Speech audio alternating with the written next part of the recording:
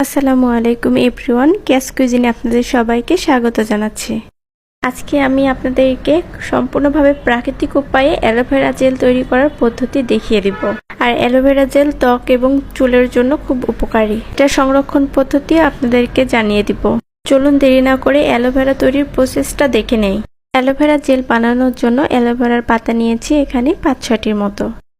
এই পাতাগুলো পানি দিয়ে ভালোভাবে ধুয়ে নিচ্ছি। অ্যালোভেরা পাতা কাটার পর দেখবেন এর ভিতর থেকে হলুদ একটি পদার্থ বের হয়। এটা ত্বকের জন্য খুবই ক্ষতিকর, এর জন্য এটাকে ভালোভাবে ধুয়ে পরিষ্কার করে নিতে হবে। এবার একটি টিস্যু দিয়ে অ্যালোভেরাগুলো মুছে নিচ্ছি। ভালো করে মোছা হয়ে গেলে এগুলোকে একটা সাইডে রেখে দিচ্ছি। এখন একটি চাকু দিয়ে যে অংশটি খারাপ সেই অংশটি কেটে ফেলে দিচ্ছি আর দুই পাশটা কেটে নিব। বাজার থেকে যে অ্যালোভেরাগুলো কিনে আমরা ব্যবহার করি সেগুলো কিন্তু আমাদের ত্বকের জন্য এবং চুলের জন্য ক্ষতিকর। এর জন্য বাসাতে অ্যালোভেরা জেল তৈরি করে নেবেন।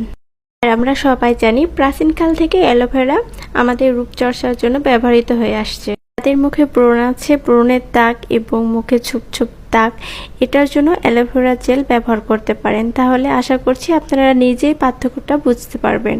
আর অ্যালোভেরা মুখের উজ্জ্বলতা বাড়ায়। আর যাদের চুল পড়ে যাচ্ছে তারা অ্যালোভেরা জেল ব্যবহার করতে পারেন, এটা চুল পড়া কমায়। একটি চামচের সাহায্যে জেলগুলো উঠিয়ে নিচ্ছি আর জেলগুলো একটি ব্লেন্ডারের জারের মধ্যে নিচ্ছি।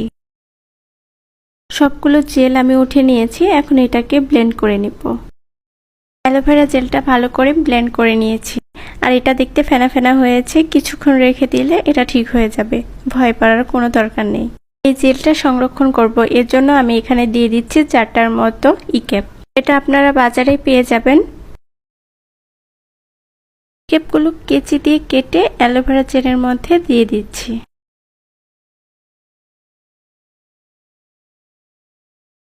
এর সাথে আমি আরেকটা জিনিস মিশিয়ে দিব, সেটা হলো গ্লিসারিন।